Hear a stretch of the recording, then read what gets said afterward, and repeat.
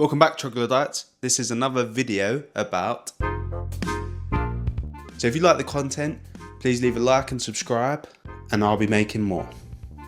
This one is slightly different because there are some ads out there that I do actually go out of my way to watch in my personal life. And I'll give you a few examples. Video game ads, TV show ads, movie ads. Recently, I saw a new video game promotion that I'm actually kind of excited for, because a lot of games in the past, the ads overhype the game, and when it comes to release, it's actually a disappointment. But for me, I feel like if it lives up to what the expectation that they've set is, then Fable might actually be a good role-playing game. Now, you wouldn't know this about me, but I'm actually a massive gamer, and my gaming journey started with Halo 3, playing it on my brother's console. But since then, my tastes have evolved, and I still enjoy multiplayer games, depending on what it is, but I enjoy basically all sorts of games: scary games, role-playing games, psychological games, puzzle games, platformers. You know, the list goes on and on. But I'd say that my top genre for games has to be role-playing games. And that starts with basically the entire Bethesda lineup other than Starfield. That one was shit. So we got Fallout 3, Fallout New Vegas, Fallout 4, Skyrim. I spent over 500 hours playing Baldur's Gate 3 on repeat until I completed honor mode. Now, I was disappointed with myself for putting that much time into one playthrough of the game. But all said and done, I was proud of myself for doing it, because I enjoy a challenge.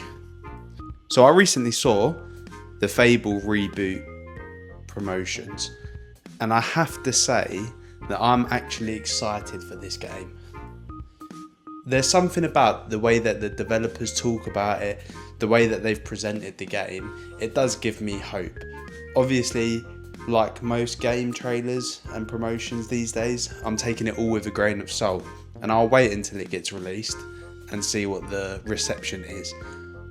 But it does give me some hope. I mean, they mentioned being able to buy every house in the game, buy businesses, being able to kick people out. It seems like you can be a mogul if you want, you don't have to be. I know that a lot of people will choose the good routes in the games the first playthrough.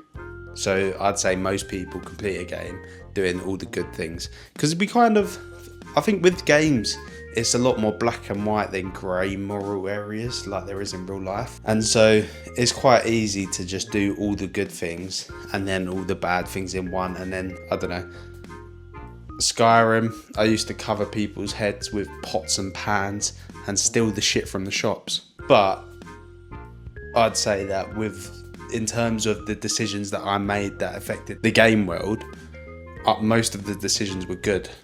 And I feel like that's a lot of people's start with a game. They play it once through doing everything good and then come back and play it again doing everything bad. And that's fine. And I'm excited for the opportunities that this game gives the players, and to be fair, how excited the developers sound. You can kind of tell the passion that they have for their craft, because it is a form of art.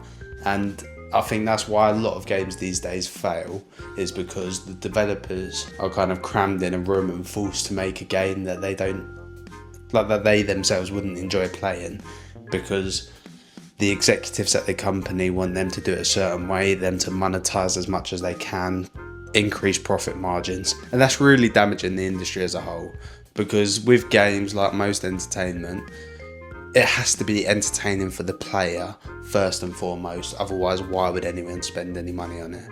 You can't just look at the examples of like Fortnite, Grand Theft Auto, and think, oh, we'll just make a game that's very similar to that, without innovating in any way, without including anything new, anything that kind of gives the player a bit more value. And that's why I'm excited for Fable.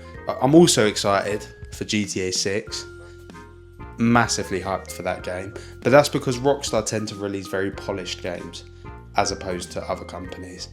It's similar to Capcom. I wasn't a big Resident Evil fan until Resident Evil Village came out. I played that, and then I went back and played the old Resident Evils, and then I played the remasters and remakes.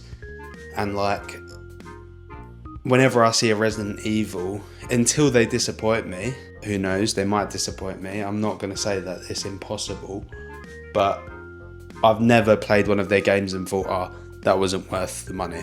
Thank you very much. I'll see you next time.